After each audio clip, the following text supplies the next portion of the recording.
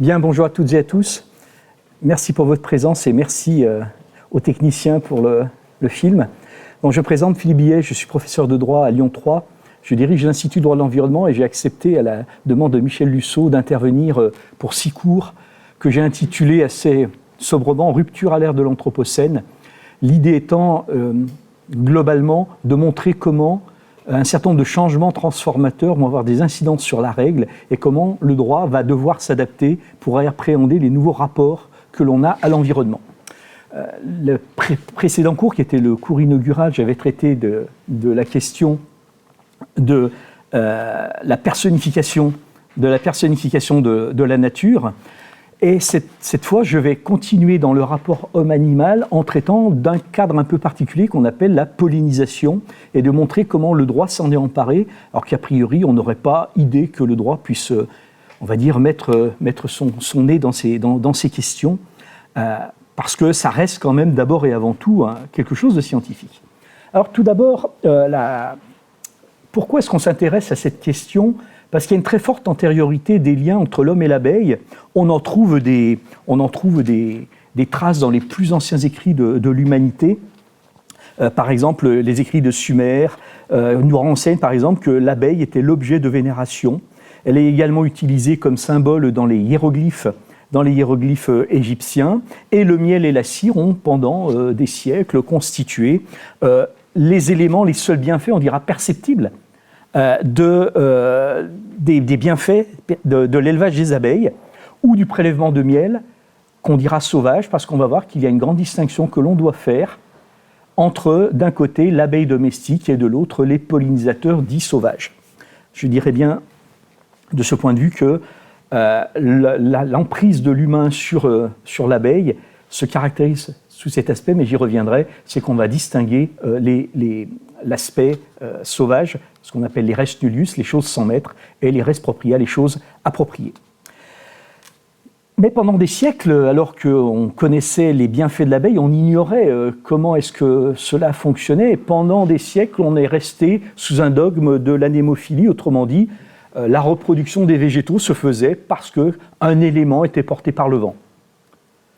Et il faut attendre le siècle des Lumières pour qu'on abandonne ce dogme, pour asseoir de façon incontestable le principe de la reproduction sexuée chez la plupart des plantes qui ont été mis en évidence, notamment en se fondant sur les observations des Grecs anciens.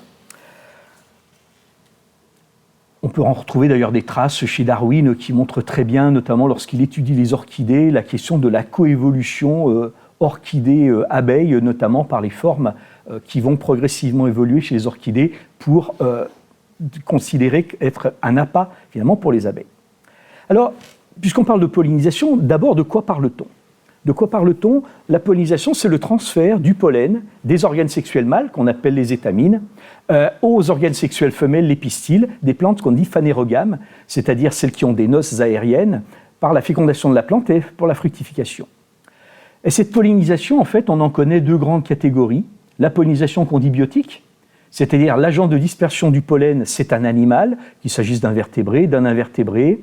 Vous avez grosso modo 100 000 espèces dans le monde qui participent de cette pollinisation. Plus 1, désormais, l'homme, comme on le verra. Et puis vous avez ce qu'on appelle la pollinisation abiotique, où la dispersion du pollen va reposer sur un agent naturel inanimé, le vent, l'eau par exemple, ou sur un phénomène physique, la gravité, ça tombe.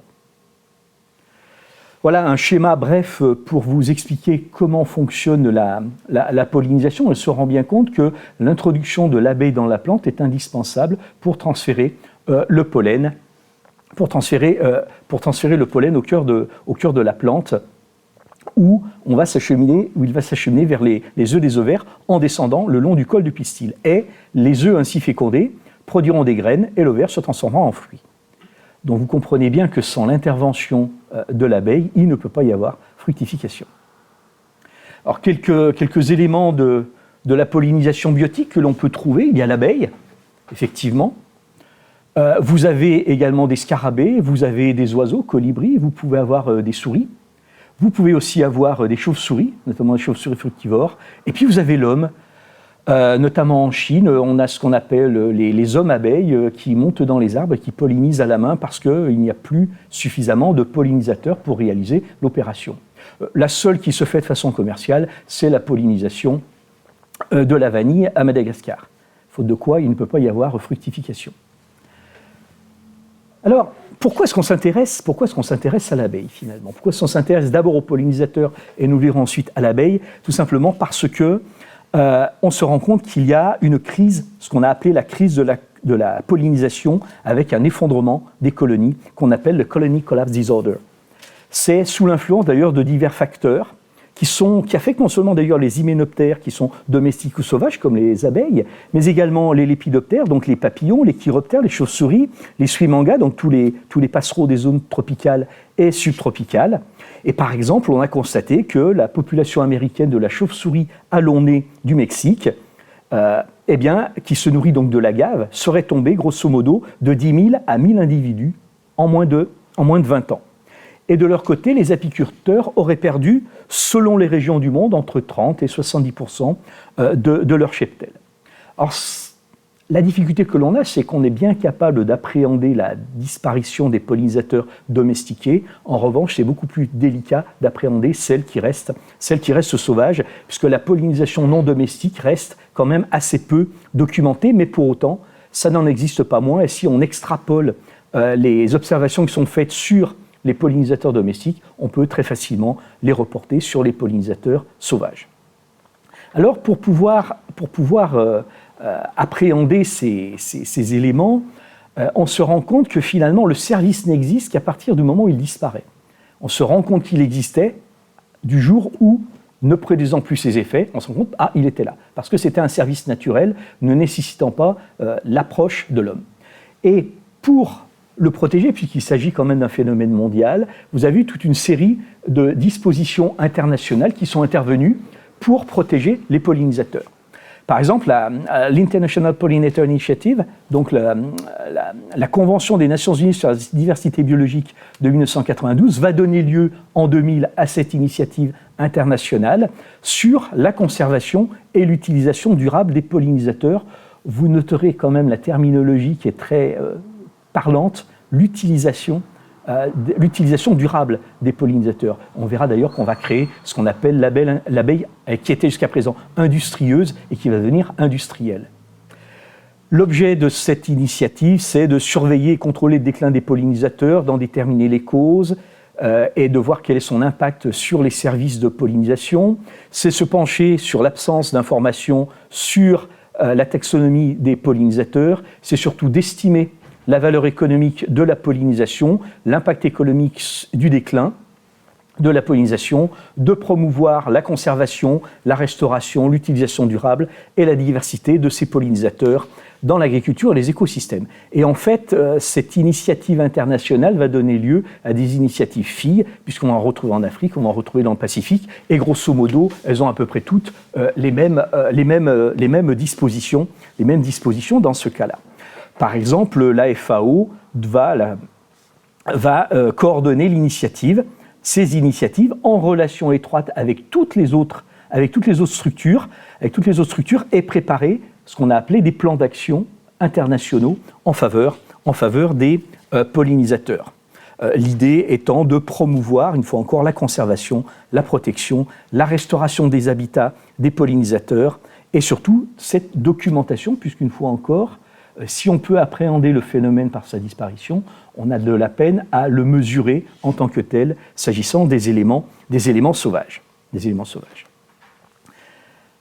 Alors, ce qui va relancer un peu l'intérêt de la chose, ce sont les économistes qui vont créer un concept qui, on le verra, les juristes ont beaucoup de peine à appréhender, ce qu'on appelle les services écosystémiques.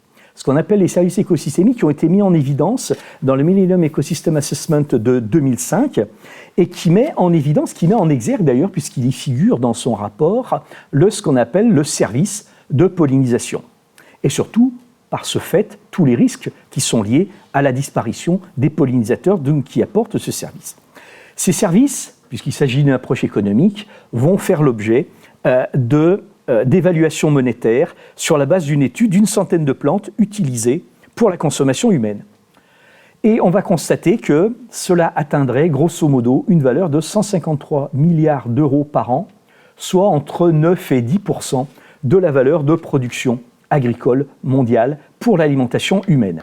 Alors ici, on a une approche un peu particulière, puisque c'est une question de disparition dont il s'agit, c'est la valeur négative du manque à gagner fondée sur l'absence de pollinisation ou sur les coûts à exposer pour substituer la pollinisation, pour substituer ce service naturel défaillant. Et finalement, on sait mieux ce que les pollinisateurs rapportent dans l'hypothèse de leur disparition, puisque la plupart des ouvrages proposent des analyses de ces services. J'en retiens un notamment qui précise que la raison de la caractérisation est que la valeur de ces services reste souvent invisible jusqu'à ce qu'elle ne soit plus assurée par les écosystèmes et la biodiversité. Et donc de ce fait, il en va ainsi du travail humain nécessaire au remplacement de la pollinisation quand les pollinisateurs naturels ne sont plus disponibles en quantité suffisante. Mais, puisque c'est une approche économique, on peut se poser une question, ce service est-il gratuit pour autant ? Ce service est-il gratuit ? Est-ce que c'est simplement un service qui serait, comme on dirait, offert par la nature en tant que tel, ainsi qu'on a pu le considérer jusqu'alors ? Parce que sa raréfaction en met en évidence le coût et partant la valeur économique, faute jusqu'ici d'avoir pu l'apprécier, puisqu'on l'appréciait essentiellement en valeur de cire, en valeur de pollen ou en valeur de miel. Donc on ne prenait pas en compte l'ensemble des autres services qui étaient assurés.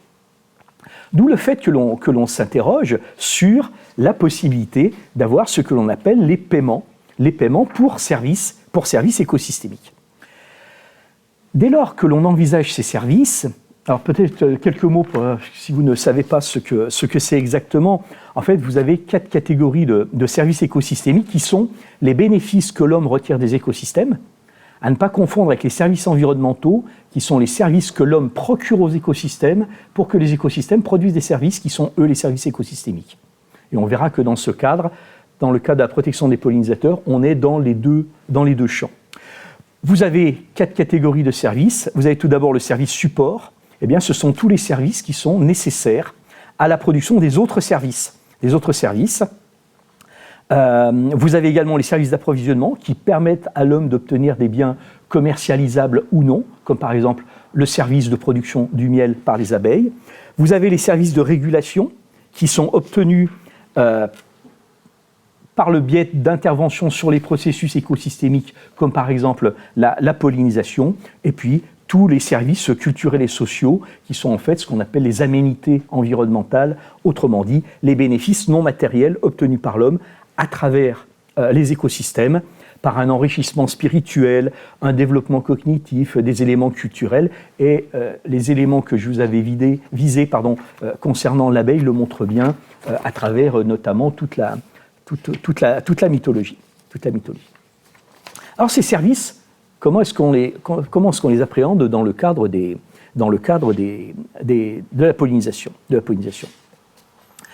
En droit, on se pose quand même une question, puisqu'on va créer un service qui va être rémunéré, c'est de savoir quelle est la légitimité de la rémunération du service des abeilles, et ce qui va donc interroger sur la qualification juridique de ce service. Et une fois qu'on a déterminé cette qualification juridique, c'est de savoir qui a la légitimité du rapport des abeilles. Autrement dit, qui peut prétendre en tirer les fruits, pas seulement les fruits naturels, mais également les fruits financiers. Alors, si on veut se placer dans cette perspective, il faut quand même être beaucoup plus large dans son objet. Je parlais de la pollinisation avec l'abeille domestique. En réalité, vous avez beaucoup d'autres pollinisateurs qui interviennent, parce que le service ne peut être réduit à la seule abeille, puisqu'on a par exemple le bourbon terrestre, le Bombus terrestris, qui lui intervient dans la pollinisation dans les serres, par exemple, pour les plants de tomates. Donc vous avez on va dire une spécialisation de l'ouvrier. Ce sera un ouvrier qualifié qui va intervenir dans un cadre un peu particulier. Avant d'aller plus loin dans l'approche, pour que vous compreniez bien comment le juriste appréhende l'abeille, je suis persuadé que vous n'avez plus regardé votre pot de miel de la même façon désormais. Zut. Ah, excusez-moi, il faut que je reprenne. Ah ben non, c'est bon, ok. Sauf que je ne l'ai plus, moi. Pardon, excusez-moi. C'est bon, merci. L'abeille du juriste, en fait, on va faire comme dans un cadre classique, hein, on partage le monde en deux, le domestique et le sauvage, et on va distinguer l'abeille sauvage, qui, elle, ne fait pas l'objet initialement d'une intervention humaine directe, sauf avant qu'on se rende compte qu'il y ait sa disparition, et l'abeille domestiquée. L'abeille sauvage en droit, c'est une res nullus, donc ce qu'on appelle une chose sans maître, elle n'est pas appropriée, et donc elle produit des services non appropriés. Alors, sauf naturellement, par exemple, à ce que vous ayez une production de miel sur un arbre, l'arbre étant approprié, eh bien, le miel appartient au propriétaire de l'arbre. Le service de pollinisation ici est non dirigé, puisque c'est au gré de ces recherches de pollen que l'abeille sauvage se dirige. Donc, ce n'est pas parce qu'on l'a placée dans une ruche, placée auprès d'un verger spécialement, qu'elle va se diriger vers celui-ci. Donc, on va dire de façon non scientifique que c'est le pur effet du hasard. Et surtout, c'est que le service de pollinisation n'est non contractualisable, puisque l'abeille n'appartient à personne dans ce cadre-là. Contrairement à l'abeille domestiquée. Alors, je voudrais juste, j'y reviendrai tout à l'heure parce que ça a de l'importance, juste apporter un petit détail juridique. L'abeille domestique n'existe pas en droit. On ne parle que de la ruche.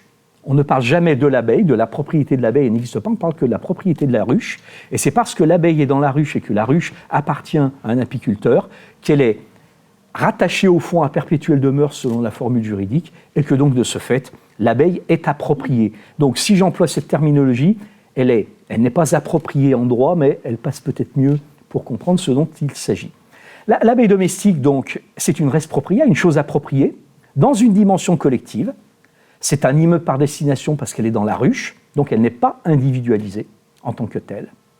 Les services sont appropriés dans la mesure où la production de miel et de cire qui a lieu dans la ruche ou la récupération du pollen se fait sur une ruche appartenant à un apiculteur. Alors on verra tout à l'heure que cette appartenance peut être un simple droit de jouissance et pas un droit de propriété sur la ruche. Il y a un service de pollinisation qui est dirigeable, et ce qui est très intéressant parce qu'on va voir que ça va permettre de créer ce qu'on appelle les contrats de pollinisation, les pollination agreements. Il suffit de déplacer la ruche dans un endroit où il y a des fleurs ou des plantes à faire fructifier, et vous avez ce travail de pollinisation qui se met en place et qui est dirigé. Alors même si il n'est pas dirigé, l'abeille n'est pas un drone, hein. Autrement dit, c'est un peu du hasard de nouveau, mais on est à peu près certain que 80% des abeilles de la ruche vont aller dans le périmètre autour duquel la ruche est placée. Et puis donc, le service de pollinisation sera contractualisable parce qu'on va voir que l'apport, il va y avoir un travail qui va être fait par l'apiculteur et que l'apiculteur sera rémunéré pour celui-ci. Vous notez déjà que je précise le travail de l'apiculteur et pas le travail de l'abeille, sera également de l'importance pour la suite. Alors, les conventions, les premières conventions qu'on connaît sur les abeilles interrogent tout d'abord sur cette question de commercialité du travail de l'abeille. Est-ce qu'on peut commercialiser son travail et donc en tirer un revenu en numéraire qui ne serait pas simplement un revenu en fruits tel le miel ou la cire? Tout simplement parce que le fait qu'on ait une régression du service de pollinisation, donc une diminution du service, va nécessiter de faire appel au service des apiculteurs pour qu'ils viennent placer leur ruche, ce qui est d'autant plus facile que vous avez une espèce d'assignation à résidence des abeilles dans la ruche, puisque c'est leur maison, et on déplace leur maison, donc on va leur changer leur environnement.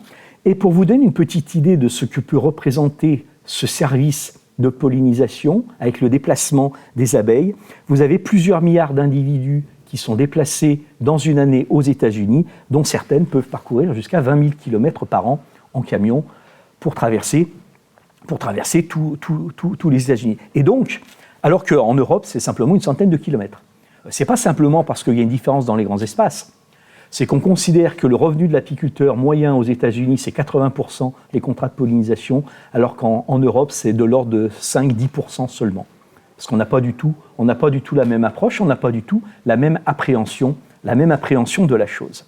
Donc on va créer ce que certains auteurs ont appelé l'abeille commerciale ou l'abeille industrielle, qui vont faire l'objet donc de négociations, parce que c'est un service que l'on va rendre, c'est un service que l'on va mettre à disposition. Et donc va naître ce qu'on appelle le contrat de pollinisation. Même non écrite, puisqu'on peut avoir des contrats qui sont de nature orale, même non écrite, la convention de pollinisation reste un contrat qui est conclu entre un apiculteur et un producteur, par lequel contrat, le premier s'engage à mettre à disposition du second, le producteur, un certain nombre de ruches pendant le temps de la floraison d'une culture, les installer à des endroits indiqués par le producteur, ou en l'absence, alors on trouve un certain nombre de dispositions dans les conventions que je vous traduis, en l'absence de toute directive, à l'endroit que l'on juge le plus approprié pour fournir une couverture maximale de pollinisation. Et les accords sont généralement conclus avant l'arrivée de l'hiver pour que l'apiculteur puisse préparer sa saison de pollinisation. Et on a même d'ailleurs une définition officielle de cette pratique qui a été faite en France. Alors, assez curieusement d'ailleurs, mais je pense que c'est le service juridique qui s'occupe le plus de tout, c'est-à-dire les services fiscaux, puisque cette activité, comme c'est un service qui est rémunéré, il fait l'objet d'une taxation. Et donc vous avez une taxation qui est sur l'abeille. Pendant un certain temps, c'était une taxation qui était au régime des services, des biens et services commerciaux. Et comme ce n'était pas très avantageux du point de vue fiscal pour les apiculteurs, on l'a transformé en bénéfice agricole.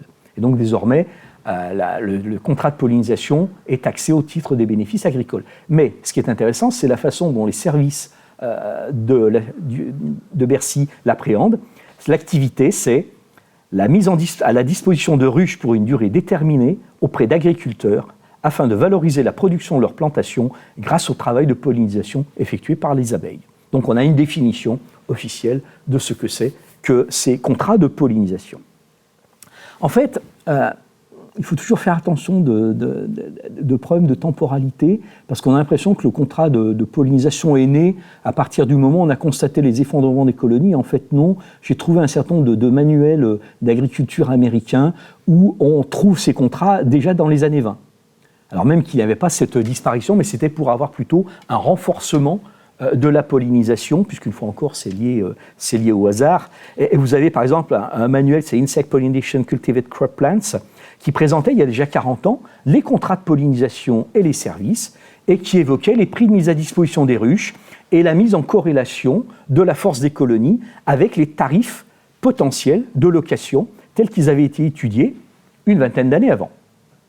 Et donc on a une promotion de ce régime contractuel, déjà dans les manuels à destination des cultivateurs, expression de l'époque, et des services de l'agriculture américains, par le fait qu'on promeut le contrat tout simplement parce que les deux parties sont protégées par la loi et que leurs responsabilités sont clairement établies dans le contrat. Mais ce n'est pas de production de miel dont on parle déjà, mais bien de services de pollinisation. Si je reprends un texte qui avait été formé dans les années 40, il précise « Les apiculteurs ont la chance et le défi de contribuer plus pleinement au développement des ressources agricoles en fournissant les abeilles nécessaires à la pollinisation et pour produire ». Alors ici, il parle de plus de miel, c'est-à-dire qu'on est bien encore dans les deux productions. Et l'expérience s'aidant aux États-Unis, à partir des années 80, eh bien, vous avez beaucoup de syndicats qui produisent leurs propres conventions pour leurs adhérents. Et il y a même des revues d'apiculture ou largement d'entomologie qui font état de ces éléments, en employant d'ailleurs un terme qui est très symptomatique, c'est pour optimiser la pollinisation par le placement des ruches. On fait tout un certain nombre d'études pour savoir quel est le lieu le plus rentable au regard du coût de location des ruches. Si on revient sur des aspects strictement juridiques d'analyse, ces contrats en tant que tels sont bien des contrats de louage de choses au sens de l'article 1709 du Code civil. Ça impose une obligation réciproque de moyens, mais certainement pas de résultats. Et on va voir que c'est cette ambiguïté qu'il y a dans le contrat de pollinisation. Il vise la pollinisation, mais son objet n'est pas la pollinisation. On ne la trouve, enfin j'en ai étudié une bonne cinquantaine, on trouve nulle part la pollinisation dans les contrats de pollinisation en tant que tels. Le contrat, si je prends le Happy Service par exemple, c'est une société qui promeut l'abeille en tant que, je cite, agent de pollinisation. prévoit de laisser les abeilles sur la culture pendant la durée nécessaire à la pollinisation effective, estimée approximativement à X jours pour une durée maximum de 15 jours. On doit montrer la force des colonies à la suite d'un échantillonnage réalisé au hasard par l'arboriculteur. Il faut que les colonies restent dans de bonnes conditions pollinisatrices pendant toute la durée du contrat, etc., etc. Mais si la pollinisation est bien l'objet du contrat, elle est absente de la rémunération de la prestation. L'apiculteur doit simplement fournir une quantité convenue de ruches, en échange de quoi l'arboriculteur lui paiera X euros par ruche pour frais de déplacement et d'entretien de ces ruches pour une durée de X jours. Vous notez que ce n'est pas le travail qui est rémunéré, c'est le travail de l'apiculteur. C'est le travail de l'apiculteur. En définitive, l'objet du contrat concerne plus la mise à disposition de ruches et de colonies d'abeilles que la pollinisation qui en résulte. Tout simplement pourquoi ? Parce que le succès de la pollinisation n'implique pas nécessairement celui de la fertilisation. Et donc le prix déterminé, il est déterminé par la distance parcourue entre le dépôt des ruches et leur lieu de résidence ordinaire, le type de culture auprès desquelles elles sont placées, les manipulations requises. Les contrats parlent de tous les coûts additionnels, additionnels. Il peut y avoir d'ailleurs également des réductions de quantité en fonction de la quantité de ruches qui est mise à disposition. Mais une fois encore, la pollinisation, si c'est bien l'objet, ne figure jamais en tant que telle dans les stipulations. Le producteur s'engage à débourser X frais pour les services de pollinisation, mais, je cite, l'apiculteur ne peut être tenu responsable de quelque perte ou diminution de rendement que ce soit à la suite de la pollinisation effectuée dans le cadre du présent contrat. Ordinairement, on devrait avoir une obligation de résultat, on a simplement une obligation de moyens, c'est-à-dire mettre à disposition des abeilles, on dira, en pleine forme, au bon endroit et correctement entretenues pendant la durée du contrat, mais le résultat n'est pas en tant que tel un élément du contrat, et pour cause. Il n'y a aucune garantie de productivité dans ce cadre-là. Il n'y a aucune garantie de productivité parce que l'apiculteur n'a pas la maîtrise du comportement de ces abeilles qui pourraient très bien les butiner dans un autre espace en tant que tel. Et puis vous avez même d'ailleurs des garanties qui sont apportées, non pas parce qu'il n'y aurait pas pollinisation, mais parce que les abeilles n'auraient pas pu sortir à cause des conditions climatiques. Donc vous voyez qu'il y a quand même un certain nombre d'éléments qui interrogent. Alors, la question qu'on va se poser, c'est celle de la... Il me semblait que j'avais une autre diapositive avant, non ? C'est celle de la rémunération du travail des abeilles. Comme je vous disais, cette rémunération sur ce travail de pollinisation est en train, en tout cas aux États-Unis, ça l'a déjà fait, de supplanter la rémunération de la production et la vente de miel en tant que telle. Et certains auteurs n'ont pas hésité à parler même d'industrie de la pollinisation. Et tout simplement pourquoi ? Parce que vous avez une très forte augmentation de la demande par rapport à une faible apport de l'offre en termes de pollinisateurs. En termes de pollinisateurs, en tant que tel, comme j'ai évoqué au tout début, c'est le Colony Collapse Disorder, donc l'effondrement des colonies d'abeilles. Et donc le contrat, forcément, va rejoindre les lois du marché. Par la force des choses, la pollinisation a une valeur de marché, ou plus exactement une valeur que l'on va lui conférer en fonction du besoin que l'on peut en avoir en tant que tel. Mais simplement, il y a un prix, je reviens après des considérations juridiques, il y a un prix que l'on nommait complètement dans ces contrats, c'est le prix du risque pour les abeilles. C'est celui qui est supporté par les pollinisateurs et tous les risques potentiels pour la biodiversité. Le Parlement canadien, par exemple, dans les années 2010, a lancé une étude sur ce phénomène de pollinisation dirigée, et qui était appelée « L'importance des abeilles et de leur santé dans la production du miel, d'aliments et de graines au Canada ». Et comme il était soutenu par un des exposants qui était interrogé, un professeur d'université qui était interrogé par les sénateurs, eh bien, le déclin des abeilles domestiques au cours des dernières années est en grande partie le résultat de l'industrialisation accrue de l'apiculture. Parce que pour que cette apiculture à grande échelle soit rentable, aux États-Unis ou en Floride, pour que les abeilles pollinisent, eh bien, il faut les déplacer. Il y a un stress qui est lié au fait qu'elles sont enfermées dans des ruches pendant des jours par rapport à leur transport. Elles sont incapables de purger leurs déchets, elles sont incapables de purger les abeilles mortes, et il poursuit, etc., etc. Et deuxième facteur de stress, c'est celui de l'alimentation, puisque comme il est dirigé, il est simplement unique. Et donc vous allez avoir des ruptures qui vont être faites entre des abeilles qui vont aller polliniser des amandiers, puis après aller polliniser par exemple des pommiers, puis après des myrtillers, etc., etc. Et donc vous allez avoir, au lieu d'avoir une espèce de polyalimentation, une monoalimentation qui peut avoir des effets, sur leur santé. Et vous avez d'ailleurs toute une étude qui est fournie sur les diminutions des apports pour les... Le professeur dit... Et imaginez-vous que vous devriez manger que du pain pendant 2 semaines, puis seulement après du tofu, puis seulement après des pommes de terre, et ainsi de suite. Et donc, à chaque nouvelle culture, les abeilles sont confrontées à un stress nutritionnel. Comme ça. Et puis, ne pas ignorer non plus le parasitisme, puisque vous avez toute une importante concentration d'abeilles dans le même endroit, qui vont faire que s'il y a un parasite, elles sont décimées par le même qui va trouver un fort terrain pour lui. Puis il y a aussi les risques pour la biodiversité. À partir du moment où on a une mobilisation en masse des pollinisateurs dans des secteurs bien définis, eh bien, ça conduit à délaisser d'autres secteurs. Et comme Darwin avait bien mis en évidence les relations, cette coviabilité qu'il y avait entre les plantes et les insectes, eh bien, tous les insectes ne peuvent pas polliniser les mêmes plantes. Et donc, à un moment donné, lorsqu'elles sont abandonnées, eh bien, vous avez une diminution forcément de la biodiversité. J'y reviendrai d'ailleurs lorsque on veut lancer un certain nombre d'initiatives de jachères fleuries ou de planter des fleurs qui sont friendly, qui sont amicales pour les abeilles, alors qu'en réalité, elles ne le sont que pour elles, et ça conduit à faire déserter les autres du même secteur, puisque les autres pollinisateurs ne peuvent pas accéder à la nourriture fournie par ces plantes-là.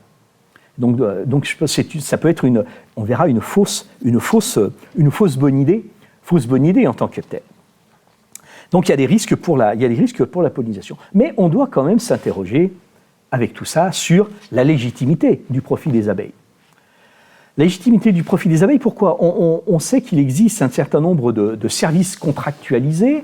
On pourrait considérer qu'il y a légitimité du financement parce qu'il y a une appropriation. L'abeille, c'est un bien en tant que tel, et c'est un bien qu'on met à disposition qui produit un revenu.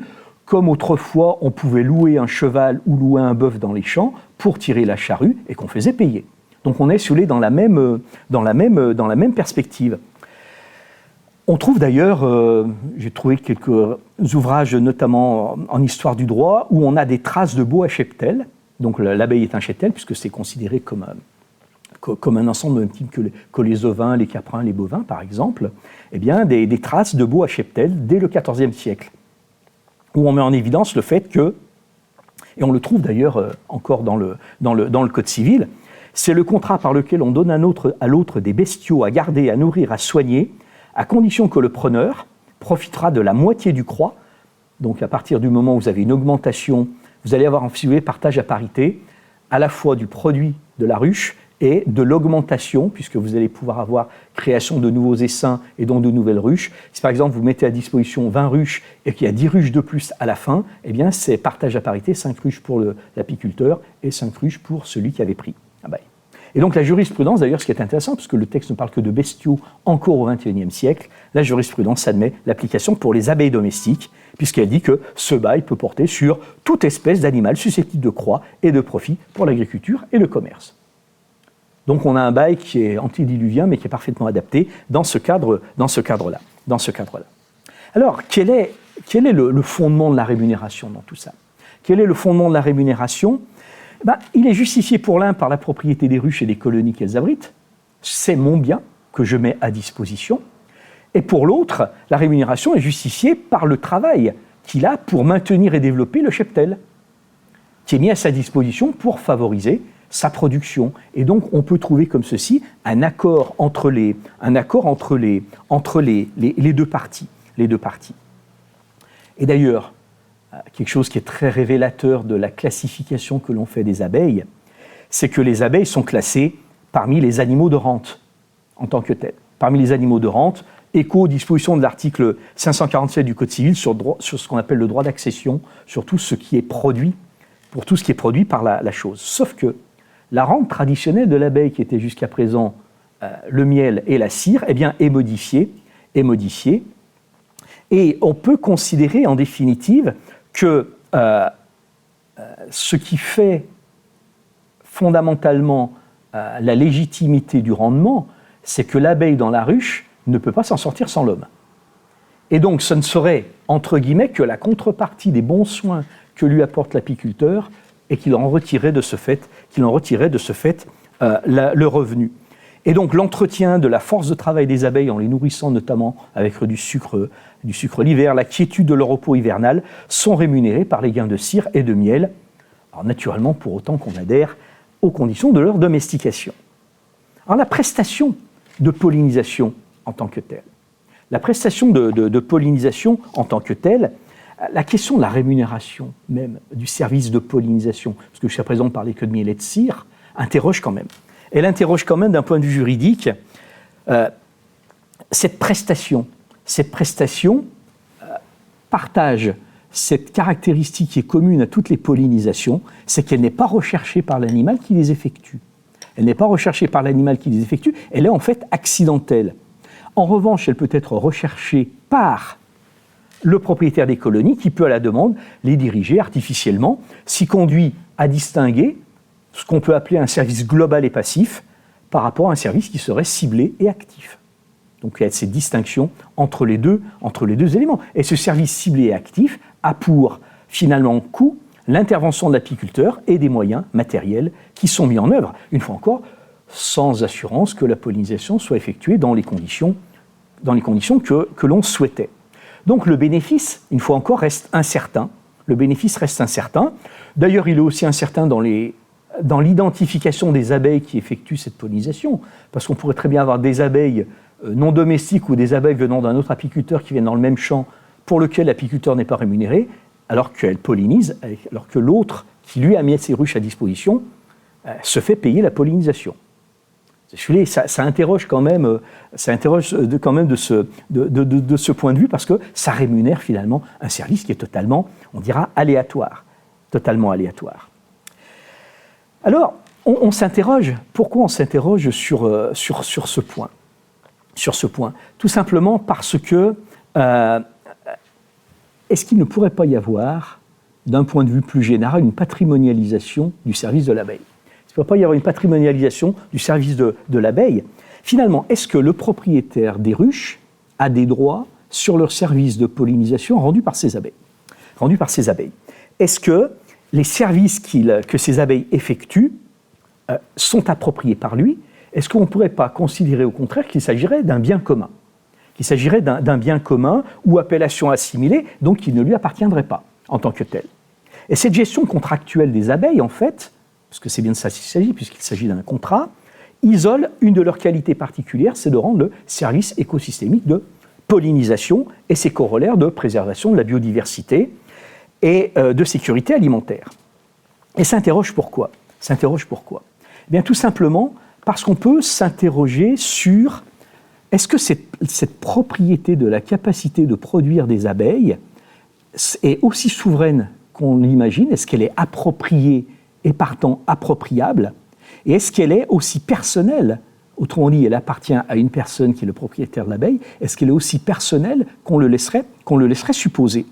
Et on peut s'interroger en fait sur ce qu'on pourrait appeler la consubstantialité qui existerait entre la propriété des pollinisateurs et le service de pollinisation, et se demander, alors un de mes collègues belges, François Heuss, a appelé ça la transpropriation, s'il n'y aurait pas une transpropriation, c'est-à-dire un détachement juridique entre la propriété de la colonie et sa capacité à fournir un certain nombre de services.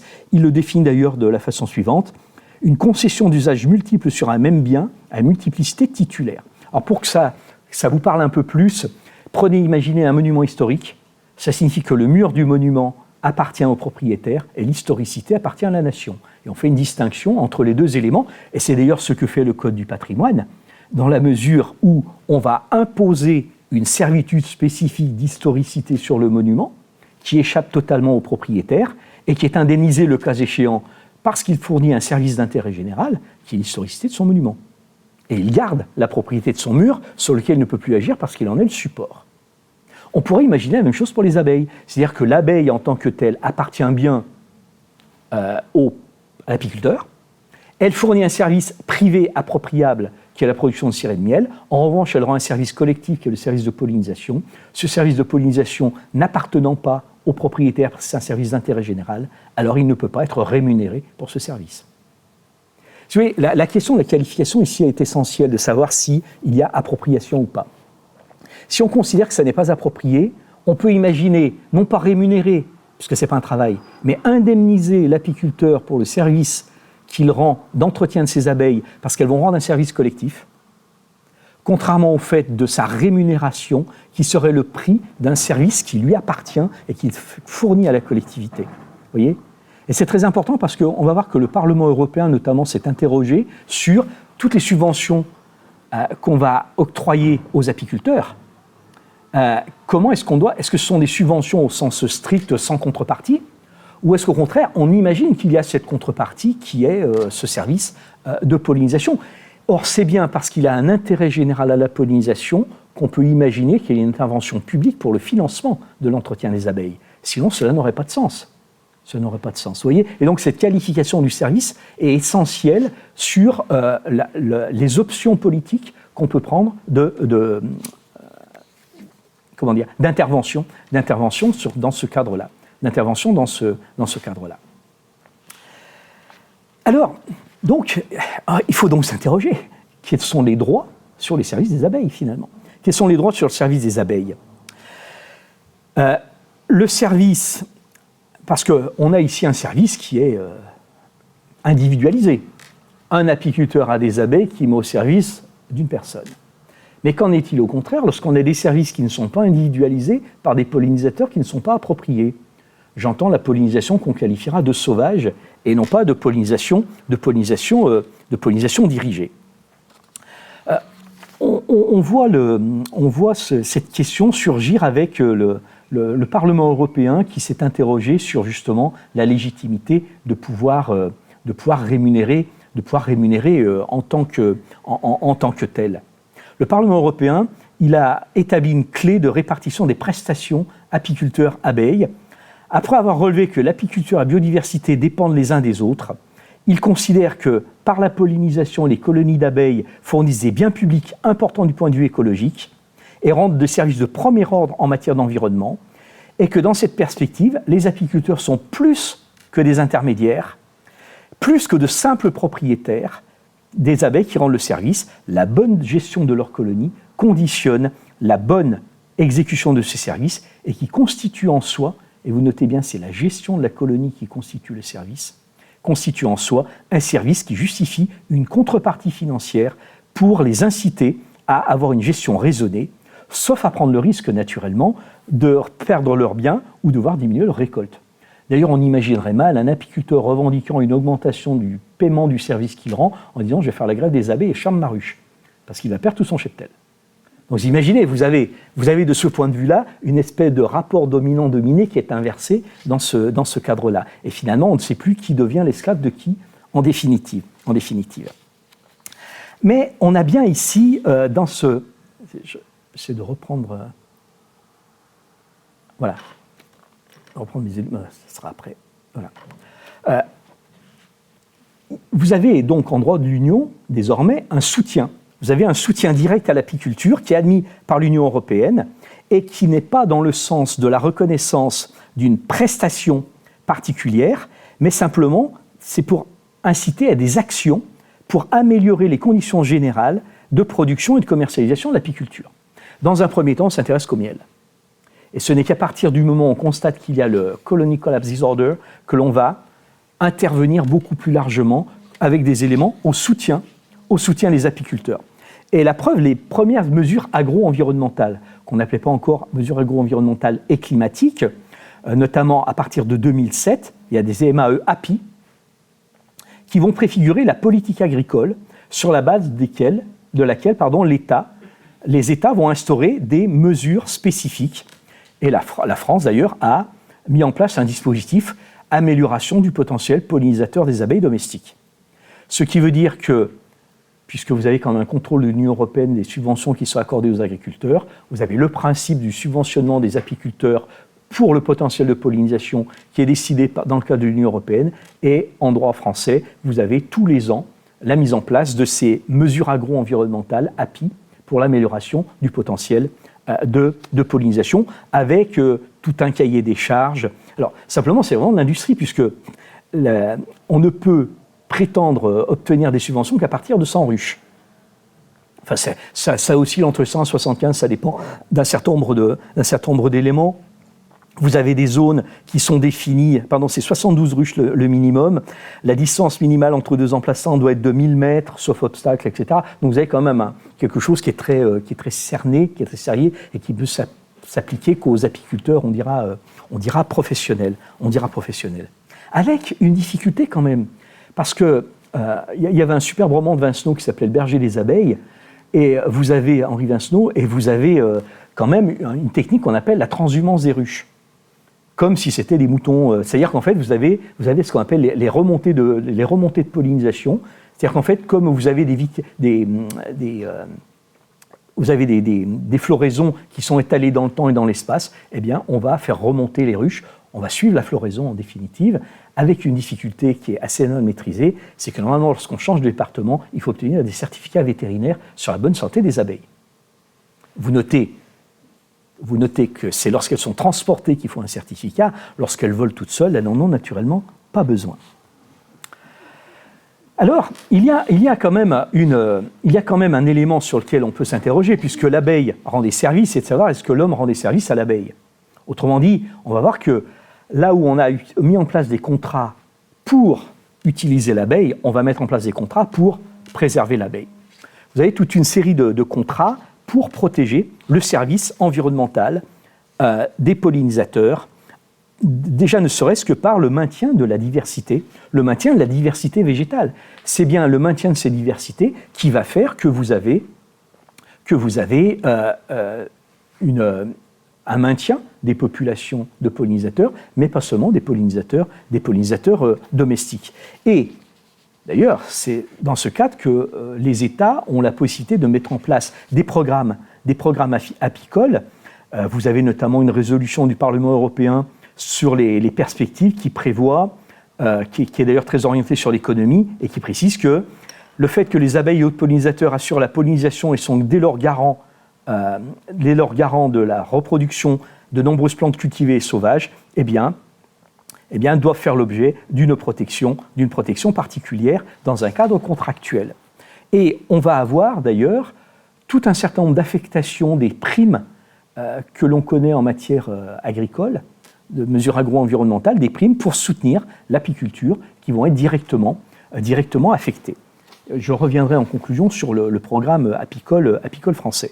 Mais l'idée, c'est bien d'avoir une lutte contre le déclin des pollinisateurs, puisque dès 2018, vous avez une initiative européenne sur les pollinisateurs. L'idée est de rechercher la mise à disponibilité de la nourriture pour les abeilles. Alors comment est-ce que l'on procède? En fait, au départ, c'est quelque chose qui est très empirique et qui ensuite va se juridiciser. On peut grosso modo retenir 3 types de conventions. Vous avez ce qu'on appelle les conventions de fauche extensive ou de fauche tardive. C'est notamment des conventions qui sont passées avec les collectivités locales, notamment pour le fauchage des bords de route, puisque ça permet, alors ce qui est très intéressant, ça permet à la fois, puisqu'on fauche plus tardivement, donc vous avez le maintien d'une floraison plus tardive, vous avez des herbes plus hautes, donc ça permet aussi la proximité d'oiseaux, par exemple, qui peuvent nicher dans ce cadre-là. Vous avez plus certainement la possibilité de le passer dans le cas des contrats Natura 2000, donc la directive de 1992, ou dans le cas des différents contrats de mise en œuvre, il est possible de prévoir des conventions de fauche tardive ou de fauche extensive. Vous avez également les conventions qui sont passées par les CREN, les conservatoires régionaux d'espaces naturels, ou alors avec les parcs naturels régionaux. Sur le fondement de leurs chartes, là, j'ai étudié récemment plusieurs chartes pour leur renouvellement, de 2 parcs naturels régionaux comme le Vercors et le Verdon. Vous avez une partie qui est réservée à ces types de conventions que l'on peut passer avec les apiculteurs, avec les propriétaires et les agriculteurs, et on peut le faire aussi dans le cadre du nouveau bail rural environnemental. Alors pourquoi est-ce qu'il y a cette rémunération en définitive? Parce qu'il faut savoir, c'est que vous avez une période optimale de récolte de l'herbe. Et après, vous avez une perte d'appétence du fourrage qui va faire que vous devrez en donner beaucoup plus pour apporter la même quantité alimentaire au bétail. Et que donc forcément, plus vous fauchez tardivement, plus vous avez besoin de fourrage pour nourrir vos bestiaux l'hiver, et donc ça vous coûte plus cher. D'accord ? C'est comme quand un forestier va dire qu'il faut couper l'arbre parce qu'il est arrivé au summum de son activité de production, et après ça ne peut que se dégrader. On est exactement dans la même perspective. Et donc, pour inciter, pour encourager à maintenir en état d'enherbement, eh bien, on passe par ce type de convention. Vous avez aussi, ça paraît un peu plus poétique d'ailleurs, ce qu'on appelle les conventions de jachère apicole ou jachère fleurie. Là, on n'est plus dans la rationalisation du fauchage, on est beaucoup plus dans le maintien de fleurs. On va préconiser, on va encourager au maintien de fleurs, alors soit par des générations spontanées, soit fournissant des graines qui sont d'ailleurs, j'ai découvert à cette occasion, il y a des canons à coquelicots. On va mettre les différentes graines qu'on va disperser comme ça dans la nature. Ah ben c'est extraordinaire. L'imagination humaine est sans limite de ce point de vue-là.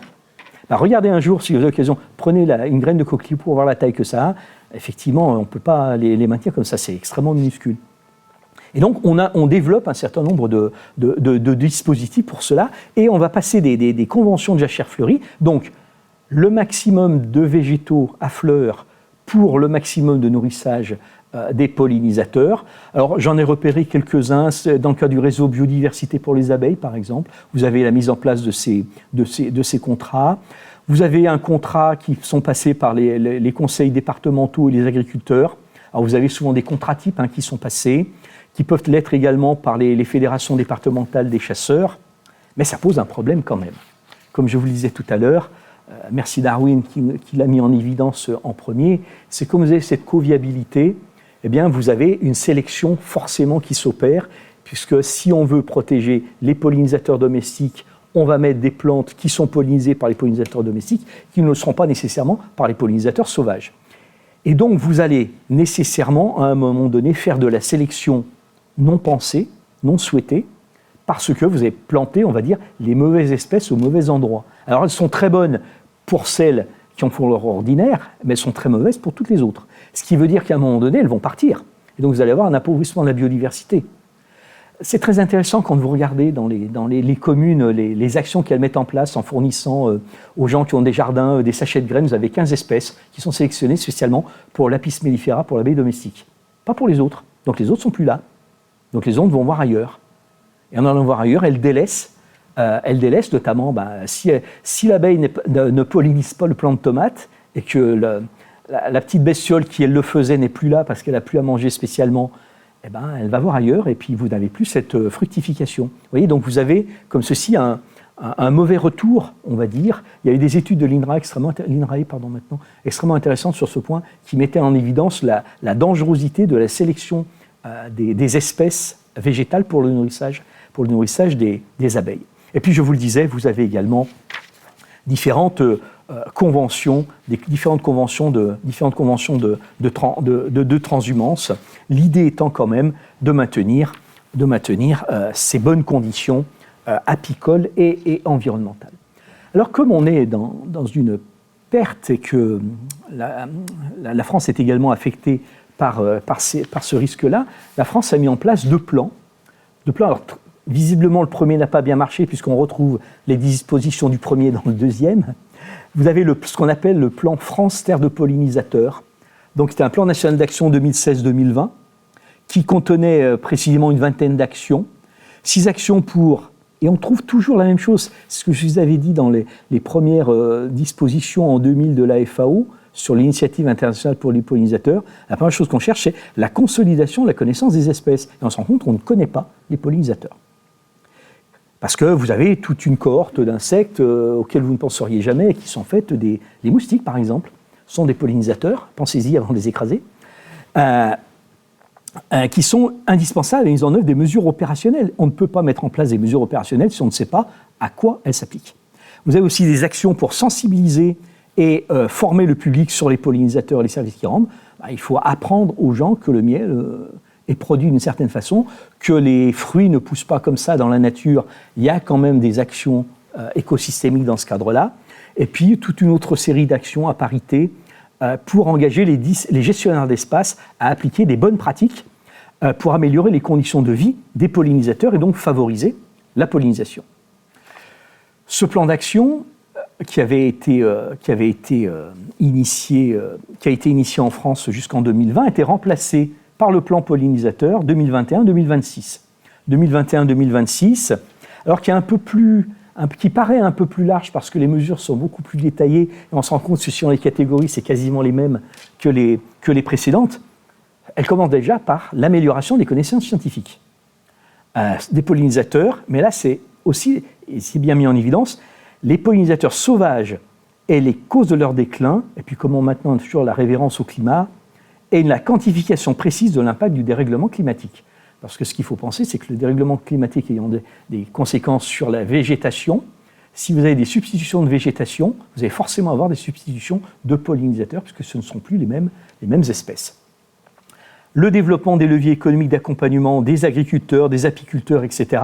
L'idée, c'est de garantir une viabilité économique des exploitations apicoles avec des développements d'élevage en sélection apicole pour finalement créer des abeilles résistantes, ni plus ni moins. Et on fait souvent des importations ou des hybridations pour renforcer la résistance des pollinisateurs domestiques à certains risques pour eux. Naturellement également, renforcer la conservation des habitats naturels des insectes pollinisateurs. Vous aurez quand même beaucoup plus à Lyon de pollinisateurs au parc de la Tête d'Or qu'à la Pardieu. Si vous trouvez un brin d'herbe sur les travaux qui sont en cours, faites-moi signe, j'arrive. Vous avez également la préservation du bon état de santé des abeilles, donc c'est toutes les études qui sont faites, notamment sur la Varroa, donc les parasites des abeilles, les risques qu'il y a maintenant avec, comment s'appelle-t-il déjà, Vespa velutina, donc le Nigrithorax, le gros bourdon là. Le frelon asiatique, merci, voilà, sur le frelon asiatique. Donc il y a tout un sens, puisqu'elles ont aussi des prédateurs dans ce cadre-là. Et puis toute la réglementation, alors ça c'est ce qui est beaucoup plus intéressant, parce que vous avez eu des vingtaines d'années de jurisprudence où à chaque fois que le ministère de l'Agriculture autorisait des produits phytosanitaires, ils étaient attaqués par des associations d'apiculteurs. Il est précisé renforcer la réglementation pour la protection des pollinisateurs lors de l'usage de produits phytopharmaceutiques. Et vous avez d'ailleurs un arrêté du 20 novembre 2021 qui va dans ce sens. Il va dans ce sens en précisant notamment les périodes autour desquelles on ne va pas utiliser tel et tel type de produits phytosanitaires, les horaires avant le coucher du soleil ou après le lever du soleil, puisque les pollinisateurs ne sortent pas au même moment, de façon à ce qu'ils ne soient pas pris dans les différents nuages d'éléments qui pourraient les affecter, etc., etc. Donc vous avez comme ceci toute une série de dispositions, et il y a même d'ailleurs, ce qui est intéressant, le retour de l'établissement de listes rouges d'insectes pollinisateurs, montrant qu'ils sont en état de grande vulnérabilité pour certains d'entre eux. Voilà, alors brièvement, pour conclure, vous l'aurez compris, un espèce d'arraisonnement économique de la nature, finalement, là où une fonction naturelle devient une fonction économique, et cette fonction naturelle non recherchée a désormais un coût, ou plutôt des coûts, on pourra dire, puisqu'elle devient un service en tant que tel, donc elle donne lieu à des échanges marchands. Vous avez le coût de la mise à disposition des insectes en raison des frais exposés, les coûts d'entretien des ressources alimentaires, le coût des pertes de productivité liées à la diminution d'usage, les coûts, bref, j'ai recensé comme ceci à peu près une dizaine de coûts qui existent dans ce cadre-là, et puis également des coûts individuels pour les exploitants qui en dépendent en tant que tels. Mais ce que l'on oublie, c'est que le coût individuel devient un coût collectif dans la mesure où il y a la perte d'un service écosystémique. Et finalement, on peut se réjouir, quoi qu'il en soit, de cet arraisonnement économique de la nature, dans la mesure où, dès lors que ça repose sur des paiements pour services écosystémiques, eh bien, ça justifie la nécessité d'en préserver les producteurs. Merci beaucoup.